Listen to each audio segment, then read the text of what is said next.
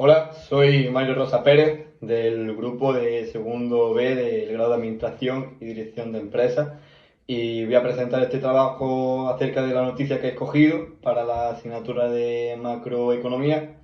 Y primeramente me gustaría recalcar que me parece una noticia muy interesante porque es bastante actual, es de carácter nacional por lo que es cercana a nosotros y está generando bastante polémica. En cuanto al título, este dice así: la subida de las pensiones y los sueldos públicos costará más de 20.000 millones. Es una frase dicha por el gobernador del Banco de España, Hernández de Cos. Bueno, esta noticia fue actualizada por última vez el 17 de octubre de este mismo año y la editorial que lo publica es El Mundo.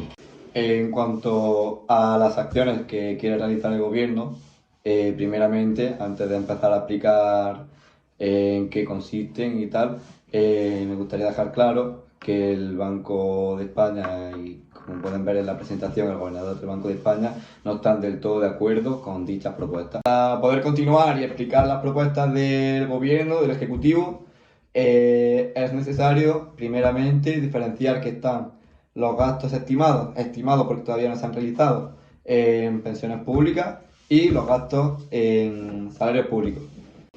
En primer lugar, voy a hablar del gasto estimado en las pensiones públicas. Y es que el gobierno quiere aplicar una subida del 8,5% de las pensiones públicas cuando cada punto porcentual supone un gasto total de 1.800 millones de euros. O sea que cada 1% de esa subida son 1.800 millones de euros. Por lo que a continuación, en esta ecuación breve que he puesto, se puede ver que al multiplicar esos 1.800 millones de euros por el 8,5% de la subida, se obtiene un gasto total en pensiones proveniente de la Seguridad Social de 15.300 millones de euros. En segundo lugar, se encuentran los salarios públicos.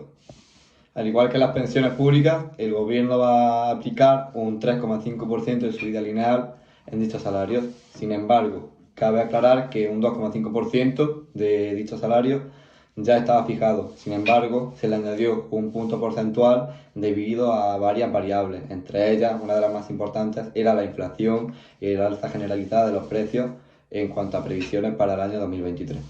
En el caso de los salarios públicos, cada subida por punto porcentual de dicho salario supone un gasto adicional de 1.400 millones de euros. Así que, como he hecho anteriormente con las pensiones públicas, os dejo aquí la ecuación en la que multiplicamos 1.400 millones de euros por el 3,5% de subida lineal, lo que nos da un resultado de 4.900 millones de euros de gasto público adicional del que se encargarán las administraciones públicas. Por lo que el total de gasto público que se suma entre el aumento de las pensiones públicas y el aumento de los salarios públicos se remonta a 20.200 millones de euros, lo que es una cantidad bastante elevada. Esta diapositiva posiblemente sea la más importante de la presentación debido a que vamos a plantear cuál es la opinión del Banco de España frente a las acciones del gobierno, y para ello Hernández de Cos afirmó lo siguiente en el Congreso de los Diputados. Afirmó que se trata de un gasto muy fuerte en plena desaceleración económica. Además, con el gasto de las pensiones públicas en su subida, se provoca una situación de déficit en la seguridad social, lo que se llama agujero en la seguridad social, que se está haciendo muy famoso ahora mismo en otras noticias y otros medios.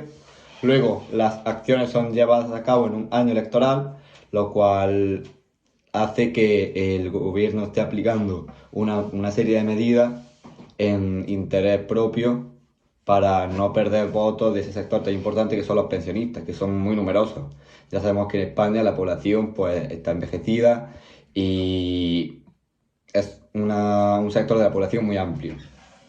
Por último, a pesar de que la mayoría de los trabajadores privados están envueltos en un pacto de renta entre representantes de los trabajadores y patronales, el Ejecutivo se niega a aplicar este pacto de renta a los pensionistas. Toda la información, o la gran parte, la mayoría de la información, la he encontrado en las siguientes páginas.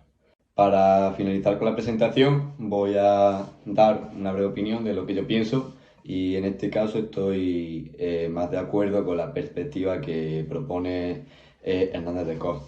Y bueno, yo considero que esa subida de tan elevadas de los salarios y de las pensiones públicas puede provocar efectos de contrapartida en un futuro debido al gran déficit que, por ejemplo, provoca la seguridad social. Además, pienso que estas propuestas están llenas de intereses políticos que, a largo plazo, como acabo de comentar, no benefician a nadie.